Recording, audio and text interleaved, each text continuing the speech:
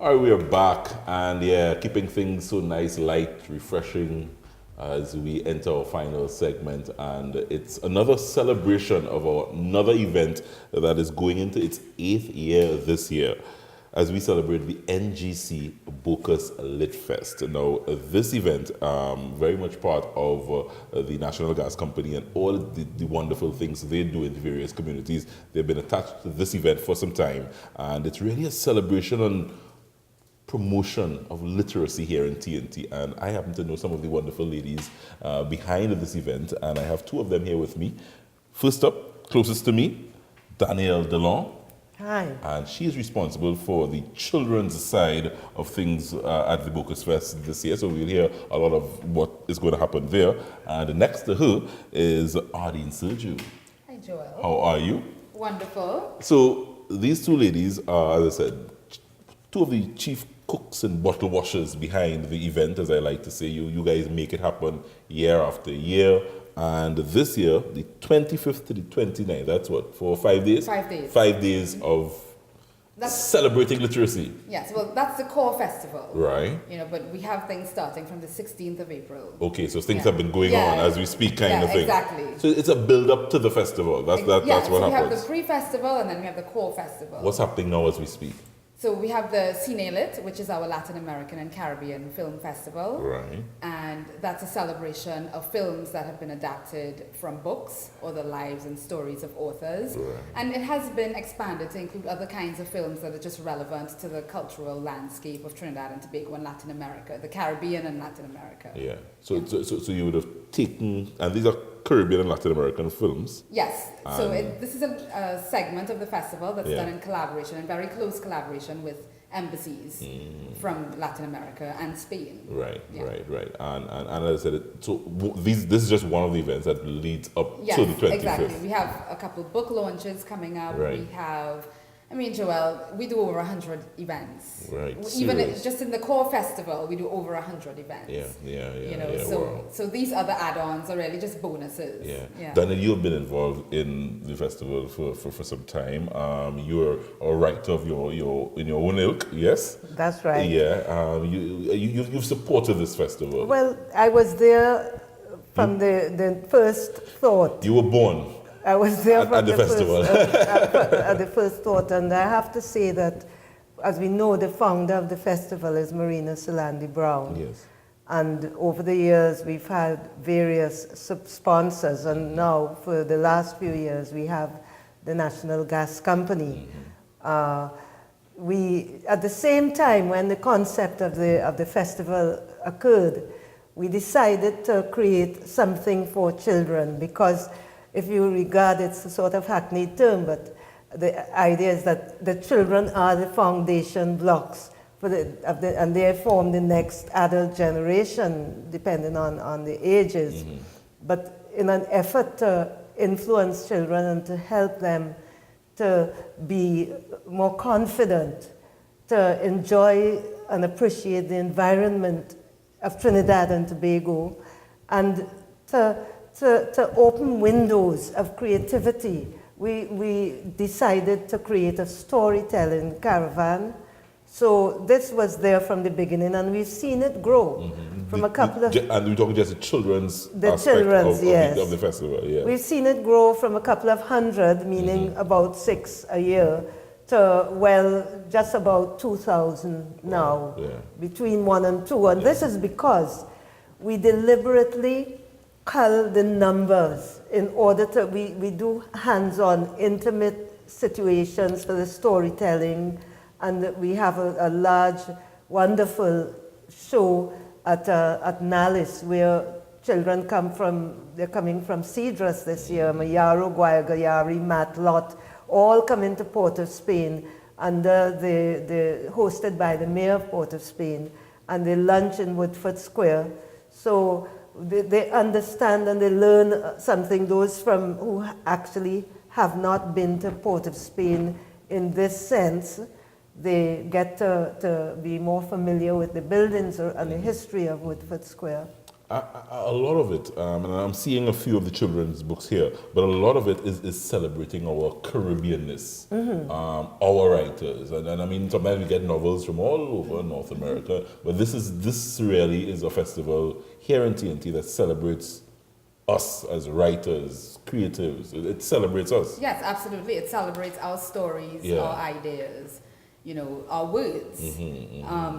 I think the thing about the festival that really makes it stand out is that we do our best as well to incorporate a lot of our traditional cultural elements. It harks back to carnival and some of the characters and traditions associated with masquerade. So we have Old Mass, which we introduced last year for the first time, which continues this year.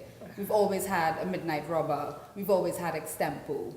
So we stay true to those art forms that are also indigenous to Trinidad and Tobago, but certainly it's a celebration of our achievement in the Caribbean and the Caribbean diaspora abroad, our writers who've won so many prizes over the years. We have a very strong foundation. I think all of us who've gone to school and have read about these characters.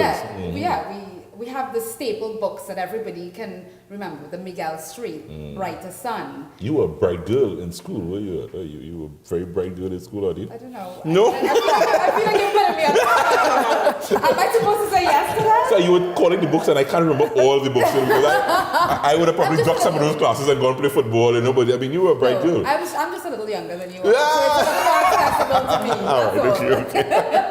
But yeah, I mean, those books, as I said, would have formed part of who we are. Yeah, absolutely. Your consciousness of your existence in this space, and to see yourselves reflected, and that's why the emergence of film as well in Trinidad and Tobago, and seeing ourselves, and seeing for the first time last year Green Days by the River on the big screen. Right. Those are all landmarks, achievements for us, and so at Bocas we try to play our part in preserving and nurturing that. So, I mean, because under one roof at Nallis, it's writers, readers, people are just who are interested in reading, the publishers of these books, booksellers, and storytellers. Yes. Is the spoken word? I know there's a connection. The so Big Slam is a huge part. It's the closing event, the finale of the festival. Right. Spoken word is an integral part of what we do. It's one of the key ways in which we are able to reach our youth. We work in schools a lot. Danelle also does a lot of work with young people in communities, and so we try to reach the older young people in communities. The older young people. Which is important. Yeah, it is very important to us. Finding ways to engage them that they can relate to. Guys, 8 years, right? And I want you guys to go back, and I just want both of you, Danelle, you first, because sometimes we say literacy, and it just sounds nice, and yes, we should be. Are we a literate society? But would you have seen over the 8 years this festival grow? People get more interested, because we are not always a reading society. We sometimes we say we don't read. And have you guys, based on the efforts that you would have made over the last few years, seen the interest grow? Well, I'm keen to share this news with you, that apart from a local interest, a growing local interest in books, what happened is that Penguin Random House, the book publishers, do a very strict list every year. You have to be really good to get on that list of book festivals international, because you have Hay, you have the Edinburgh Festival, you have the Brooklyn, you have huge festivals going on that are sponsored with millions of US pounds all over. Right. And what happened is the Bocas made the list. Nice. So the in recent times, recent times, when was it? Last year. So the NGC Bocas Lit Fest has been recommended to people all over the world, from Alaska to Australia to Timbuktu, as one book festival that should be visited. Nice. And what we, in the children, try to do, it's certainly, I've been to one or two festivals, and I really think, I have to say, not just because I'm involved, But we have the Children's Festival is one of the most original things, because in order to empower the children, this is the type of thing that we work with. As Ardene mentioned, we embrace our culture, and what we want children to do is become more confident writing and expressing themselves, because we believe that by doing this it helps bullying, and they address these issues. And these books are really the product of that work. Right. So these books are compilations of those stories from the children who attended these community events. Right, yeah. Because I just also think, and sometimes, you see literacy, and I'm hearing reading, of course, but it relates to writing. And I mean, only late in my life, after I realized, okay, I can't play how to read, how to pick up a book, because it relates to writing and how you express yourself. So it's something that I'm so happy that the children arm of what you guys are doing, where you get young, I'm not saying young boys sometimes hyperactive. To sit down and is difficult, and I'm saying that from a hyperactive young boy. But I know how difficult that would have been as a primary school boy. So when you get a young man, to want to go and play, but also want to open a book and read. That's a major step, guys. I don't know. And it's listening to we encourage the art of listening. And it's about activating the imagination. And so I think the key is to figure out how to reach them. Right. It has to be fun. It has to be imaginative. Because this in my days was very boring. Right. I mean, for me to do this, I had to, a whip had to be held over my head, and I said, okay, And I think, and so many children also have the experience of reading being punishment. Right, This is how you will punish. Go read a writing book. lines, so writing was punishment. It was punishment. But there's something else too. Remember, the culture has changed, and so many children have cell phones, and they use these games. So sometimes I'm talking about 30 years ago. But today, so this is why we want to draw them back into the fun of creating their own stories. And you all have been generally successful. Because sometimes you'd be surprised the violence they come up with in creating a story. You mention a gun. Now we can take the opportunity to discuss guns, the use of guns, everything. And we have them thinking about things. Wow, great stuff. The NGC Bocas Lit Fest. I didn't put a little nutshell on it for me, because it's happening on the 20th, the actual festival at Danelle. It's open to the public. Free and open to the public. Open to the public. We have 2 paid events. Right. One is the grand finale of the National Poetry Slam on the Sunday night. Right. And the other one is the launch of Mariel Brown's film about her father, Wayne Brown. Right. That's happening at Central Bank. And those are the only 2 paid events. And this is Mariel Brown. She's completed the film. It's called Unfinished Sentences. Wow, okay. And so that premieres at Central Bank on the 27th, Thursday 27th. Nice. Thursday 26th. 26th, yes. Right. So that's this week coming. So it happens, it's free, open to the public from 10 a.m. straight through till about 6 p.m. each day. At Nalis, there'll be a mix of things. We have open mics. The Thursday and Friday, we are targeting students. Right. So we're actually doing that kind of outreach to get them in the festival. But alongside those kinds of events, we also have regular events for adults. Discussions, films, readings. Lots. I checked the website. The list of events are on the website. Yes, everything is on bocaslitfest.com. You can follow us on Facebook, on Instagram, on Twitter.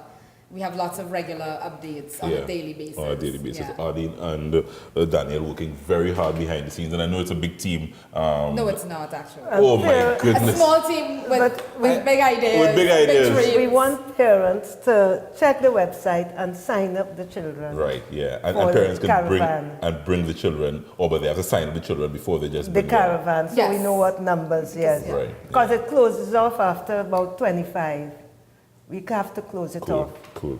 Oh my goodness. Danelle and Ardene, thank you very much for dropping by. The National Gas Company, another venture that they have put their money where their mouth is, so to speak, and putting their money, because this is one that I think over the years would have built up and grown as a brand here to be recognized, doing some great work. Recognized internationally. So, sorry, Joel, I just have to say at the very Other than what you're shouting internationally.